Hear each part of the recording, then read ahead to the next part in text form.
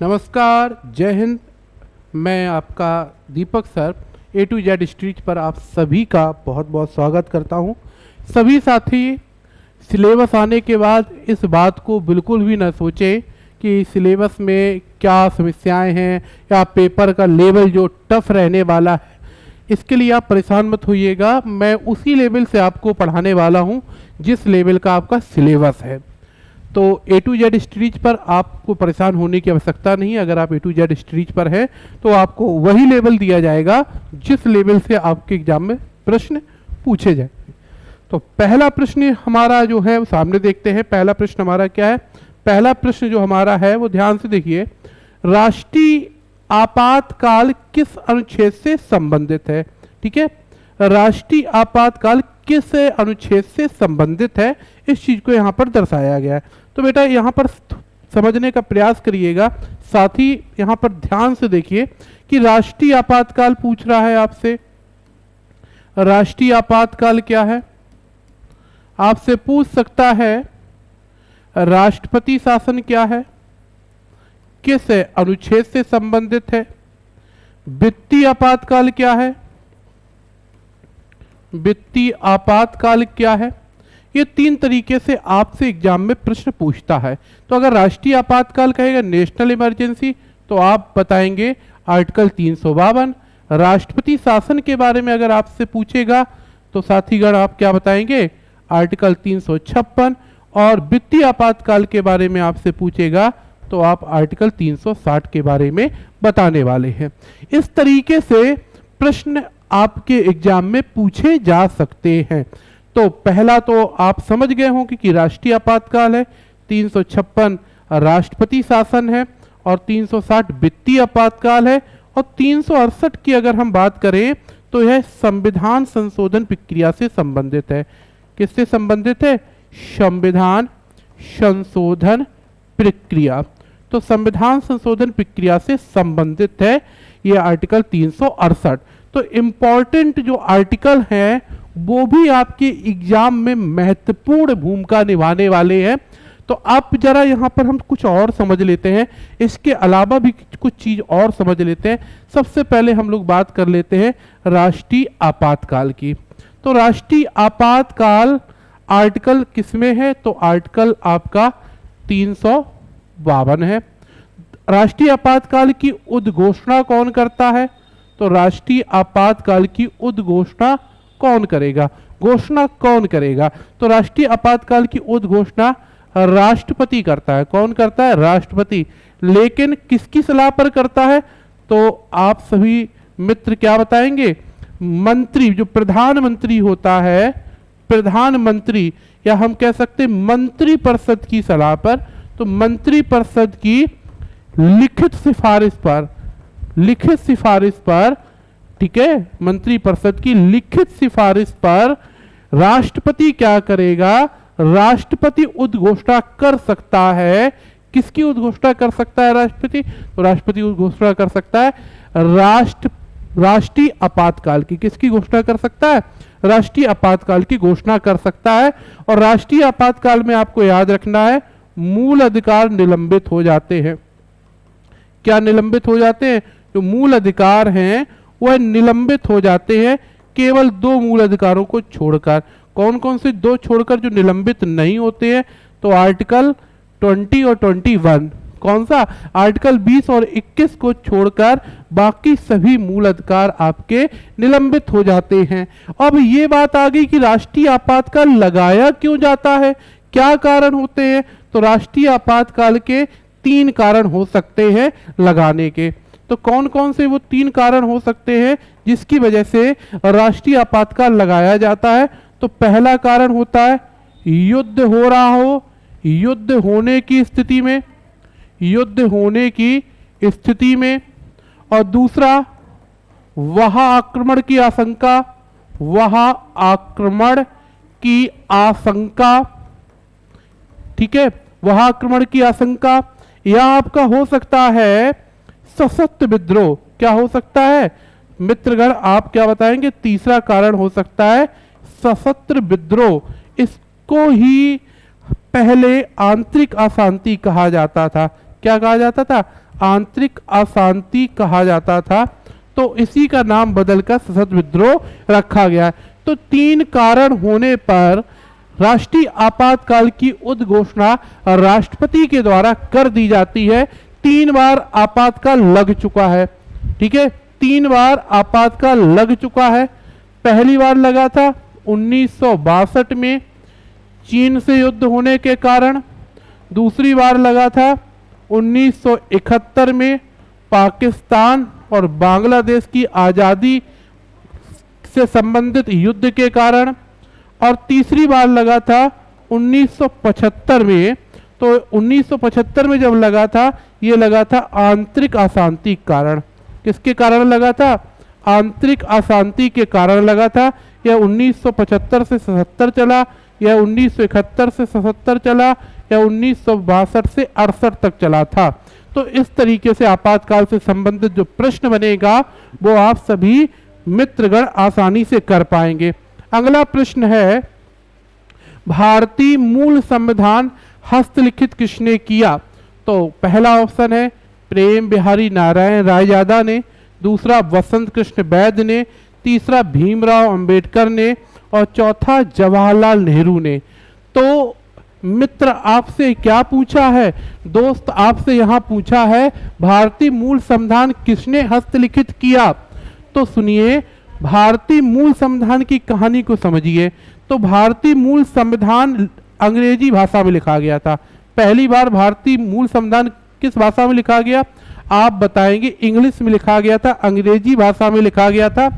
और किस शैली में लिखा गया था? अगर शैली की बात करेंगे कि मूल संविधान किस शैली में लिखा गया था, तो मित्र आप बताएंगे इटैलिक शैली में लिखा गया था। किस शैली में लिखा गया था? इटैलिक शैली में लिखा गया था, अंग्रेजी भाषा में लिखा गया था। और पहली बार मूल संविधान सबसे पहली बार किसने लिखा था? तो आप बताएंगे कि पहली बार लिखा था प्रेम बिहारी नारायण रायजादा ने। किसने लिखा था? प्रेम बिहारी नारायण रायजादा ने पहली बार लिखा था। इनको लिखने में 6 माह का समय लग गया था। कितने महीने का समय लग गया था? 6 माह का समय लग गया था। जो पेज होते हैं, जिसे आप पन्ने कहते हो, क्या कहते हो? पन्ने। यह पन्ने कहाँ से मंगवाए गए थे? तो आप बताएंगे बर्मिंघम से मंगवाए गए थे। बर्मिंघम से मंगवाए गए थे, इंग्लैंड से। इंग्लैंड से मंगवाए गए थे। और जो निब होती है पेन की, पहले स्याही वाला पेन होता था, उससे लिखा जाता था। यह भी बर्मिंघम से ही मंगाया गया था। 6 महीने में लगभग प्रेम बिहारी नारायण रायजादा ने अंग्रेजी में लिखा था। बसंत कृष्ण वैद्य ने इसी अंग्रेजी में लिखे हुए संविधान का हिंदी में रूपांतरण किया था। और भीमराव अंबेडकर की बात करें तो ये संविधान निर्माता माने जाते हैं, संविधान निर्माता हैं। इन्होंने संविधान का निर्माण किया था और संविधान निर्माण होने में 2 वर्ष 11 माह 18 दिन का समय लगा। तो 2 वर्ष 11 माह 18 वर्ष का समय लगा था संविधान के निर्माण में। संविधान के निर्माण में समय लगा था। जब निर्मित हो गया फिर लिखा गया, तो लिखा पहली बार किस में गया था? पहली बार अंग्रेजी भाषा में लिखा गया। तो इटैलिक शैली में लिखा किसने था? तो आप सभी क्या बता रहे हैं? प्रेम बिहारी नारायण रायजादा ने लिखा था। यह कहाँ के रहने वाले थे? यह दिल्ली के रहने वाले थे। इन्होंने लिखा था। इन्होंने जब लिखा तो एक शर्त रखी थी कि पहले पेज पे अपना नाम लिखेंगे और अंतिम पेज पर राम प्रसाद बाबा जी का नाम लिखेंगे, दादाजी थे, इनका नाम लिखेंगे। इस बात की इन्होंने यहाँ पर शर्त रखी हुई थी। तो आप इस बात को भी बेहतर तरीके से समझ गए होंगे। अब एक बात और आ जाती है, चलो लिखा तो इन्होंने है, ठीक है, डिजाइन किसने बनाई? तो डिजाइन से प्रश्न। तो चित्रकारी संविधान में किसने की? तो चित्रकारी की थी नंदलाल ने। नंदलाल ने संविधान में चित्रकारी की थी। प्रस्तावना में चित्रकारी किसने की? प्रस्तावना में, जैसे आप लोग उद्देश्य का भी कहते हो और प्रियम्बल भी कहते हो, तो इसमें किसने चित्रकारी की? तो आप सभी बताएंगे इसमें जो चित्रकारी की थी वो की थी राम मनोहर सिन्हा ने। राम मनोहर सिन्हा ने चित्रकारी की थी इसमें। तो इस बात को भी आप लोग ध्यान से समझ गए होंगे। आगे बात कर लेते हैं और चीजों को समझ लेते हैं। अगले प्रश्न को देख लेते हैं। भारतीय मूल संविधान को हस्तलिखित करने में लगभग कितने समय लगा था, तो संविधान को हस्तलिखित करने में 6 माह का समय लगा था। 233 पन्ने में लिख डाला था, 233 पन्ने में लिख डाला था 6 माह में।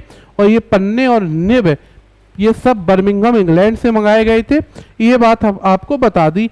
लगभग 13 किलोग्राम का संविधान लिखकर तैयार हुआ था। कितने किलोग्राम का? 13 किलोग्राम का संविधान लिखकर तैयार हुआ था। मूल प्रति को अभी भी सुरक्षित रखा गया है। लेकिन अगर बोली जाए निर्माण कितने दिन में हुआ था, तो संविधान का निर्माण हुआ था 2 वर्ष 11 माह 18 दिन। निर्माता कौन है संविधान के? तो निर्माता है भीमराव अंबेडकर। कौन है? भीमराव अंबेडकर। निर्माता के बारे में अगर पूछेगा तो आप क्या बताएंगे? भीमराव अंबेडकर। संविधान बनने में लगभग 64 लाख रुपए खर्च हुआ था। लगभग कितने लाख रुपए खर्च हुआ था? तो आप सभी बताएंगे 64 लाख रुपए खर्च हुआ था संविधान बनने में। अगले प्रश्न की ओर आ जाते हैं। संविधान सभा की मसौदा समिति के अध्यक्ष कौन थे? संविधान सभा की मसौदा समिति के अध्यक्ष कौन थे? ऑप्शन आपका ए है सरदार पटेल, ऑप्शन बी है भीमराव अंबेडकर, ऑप्शन सी है जवाहरलाल नेहरू और ऑप्शन डी है आचार्य जेबी कृपलानी। तो मसौदा समिति किसकी बात हो रही है? मसौदा समिति, इसी को बोला जाता है ड्राफ्टिंग कमेटी। क्या बोला जाता है? ड्राफ्टिंग कमेटी भी बोला जाता है, ड्राफ्टिंग कमेटी। और इसी को बोला जाता है प्रारूप समिति या प्रारूप समिति या कमेटी। ये 3 नाम हैं इसके। और इसके भी मसौदा समिति, ड्राफ्टिंग कमेटी, प्रारूप समिति सभी के अध्यक्ष हैं भीमराव अंबेडकर। कौन है? भीमराव अंबेडकर हैं। भीमराव अंबेडकर हैं। और इस समिति का गठन हुआ था 29 अगस्त 1947 को।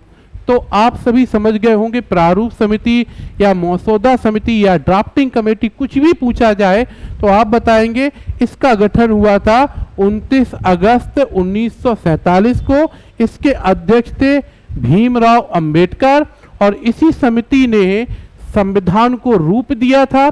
इसलिए भीमराव अंबेडकर को संविधान का निर्माता कहा जाता है।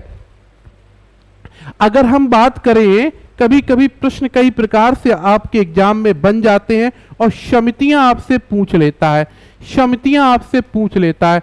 तो समितियों में कुछ समितियां आपको याद रखनी होती हैं और वो मैं यहां पर लिख दे रहा हूं। सबसे पहली समिति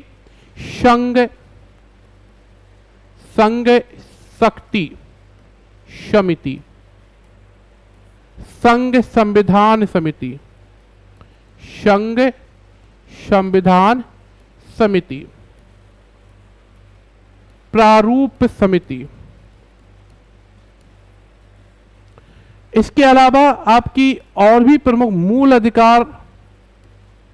मूल अधिकार अल्पसंख्यक समिति, अल्पसंख्यक समिति।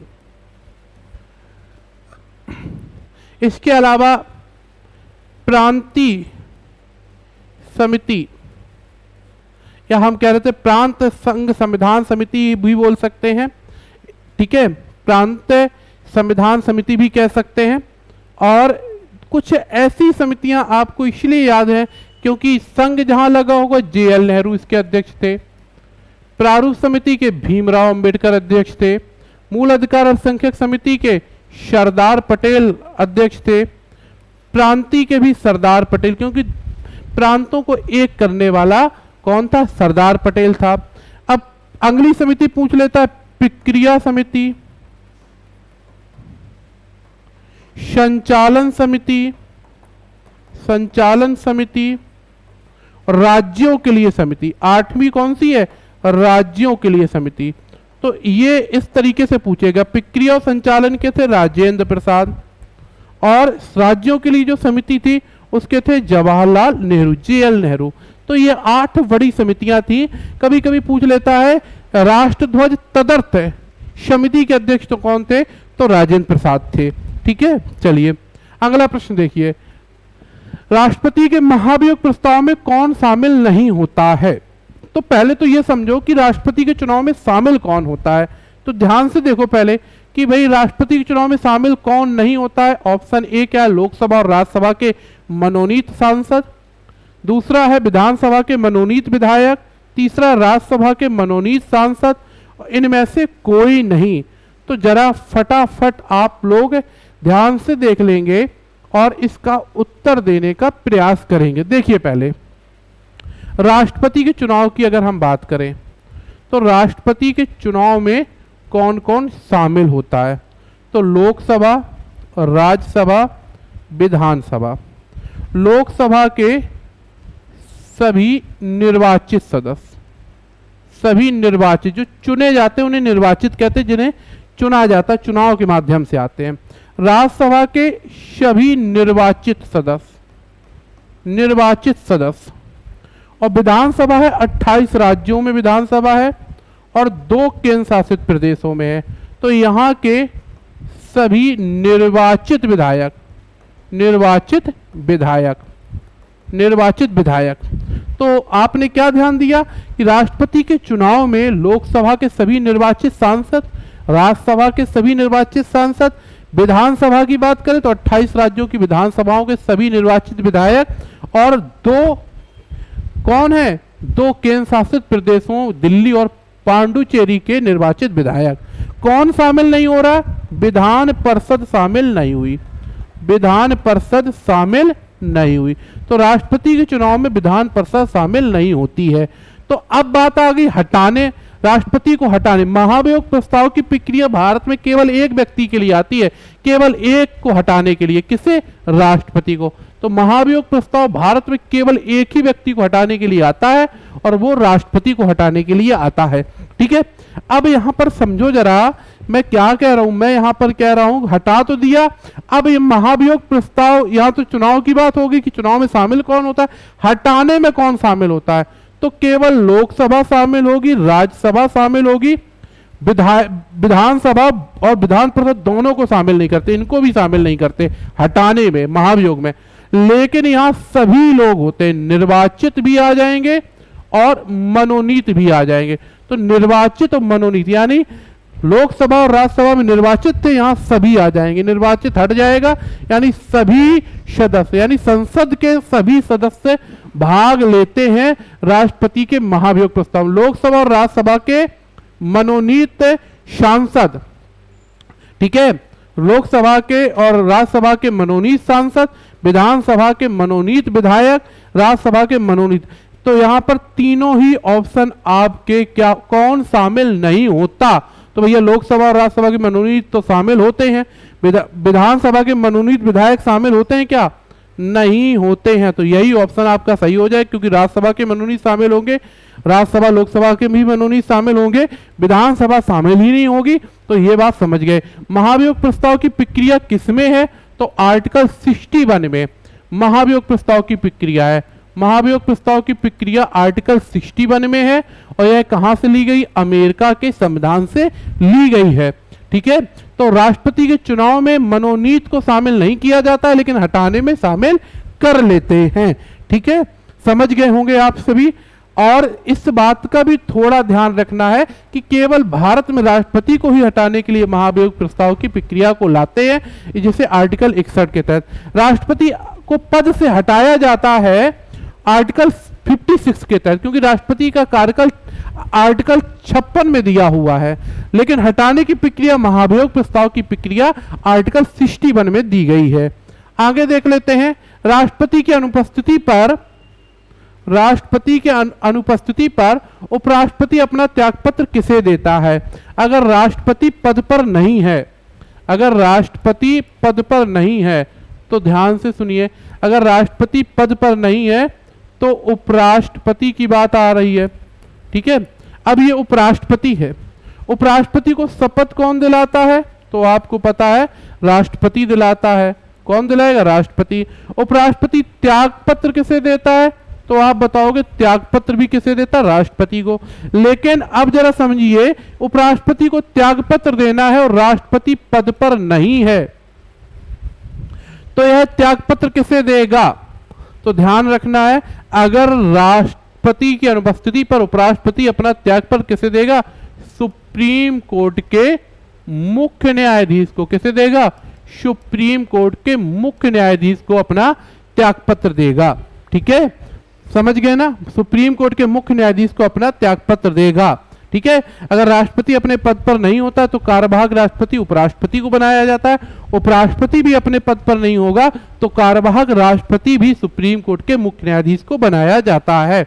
तो यहां पर क्या उत्तर हो जाएगा? सी ऑप्शन आपका सही हो जाएगा, सुप्रीम कोर्ट के मुख्य न्यायाधीश को। महान्यायवादी से संबंधित अनुच्छेद कौन सा है? महान्यायवादी को बोलते हैं attorney general of India, attorney general of, ठीक है, अटॉर्नी जनरल ऑफ इंडिया। ठीक है, इसका काम क्या है? यह है क्या जिसे आप महान्यायवादी कह रहे हो? यह है भारत सरकार का सबसे बड़ा न्यायिक अधिकारी है, न्यायिक अधिकारी या कानूनी सलाहकार है, या कानूनी सलाहकार है। यह भी कह सकते हैं यह सुप्रीम कोर्ट का वकील है। भारत सरकार में, सुप्रीम कोर्ट में यह भारत सरकार का पक्ष रखता है। तो भारत सरकार का सबसे बड़ा न्यायिक अधिकारी भारत सरकार का कानूनी सलाहकार है। भारत सरकार कानून के अंतर्गत काम करे इसलिए वह एक वकील को रखती है, जिसे हम लोग महान्यायवादी कहते हैं। यह कानून से संबंधित भारत सरकार की क्या करता है? हमेशा मदद करता है और सुप्रीम कोर्ट में भारत सरकार का पक्ष भी रखता है। साथ साथ यह क्या कर सकता है? लोकसभा और राज्यसभा दोनों में बोल सकता है, भाषण दे सकता है, भाग ले सकता है, लेकिन इसे वोट देने का अधिकार नहीं होता, वोट नहीं दे सकता। कौन? महान्यायवादी वोट नहीं दे सकता। यह राष्ट्रपति के प्रसाद पर्यंत अपने पद पर बैठता है। इस बात को याद रखना, आर्टिकल 76 इससे संबंधित है। आर्टिकल 123 क्या है? राष्ट्रपति का अध्यादेश। राष्ट्रपति का जो अध्यादेश होता है वो है आर्टिकल 123 से संबंधित है। 148 क्या है?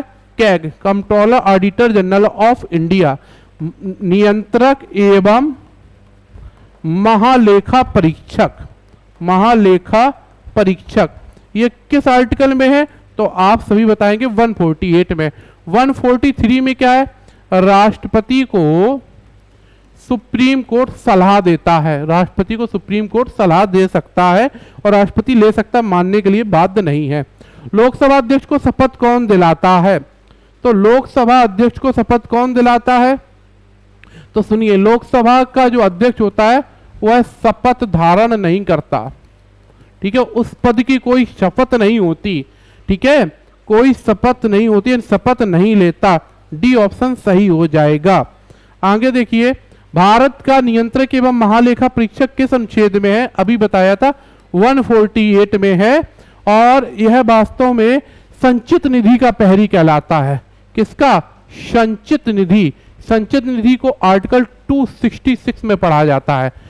तो भारत सरकार टैक्स से या दूसरे देशों से जो भी पैसा प्राप्त करती है, कुछ भी उधार लेती है, वो संचित निधि में जाता है और संचित निधि से ही पैसा भारत सरकार को बजट के माध्यम से प्राप्त होता है। तो संचित निधि का लेखा जोखा यही रखता नियंत्रक एवं महालेखा परीक्षक, जैसे आप लोग controller auditor general of India या कैग कहते हैं। यह भारत सरकार में संचित निधि का प्रहरी होता है।